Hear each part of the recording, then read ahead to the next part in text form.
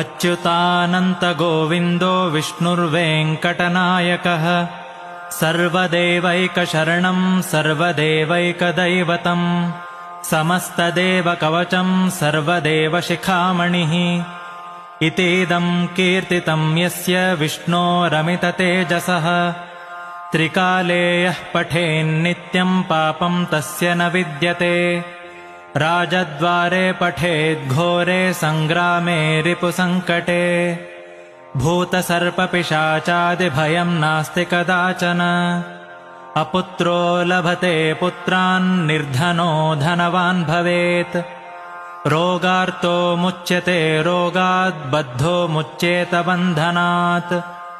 यद्यदिष्टतमं लोके तत्तत् प्राप्नोत्यसंशयः ऐश्वर्यं राजसन्मानं भक्तिमुक्तिफलप्रदम्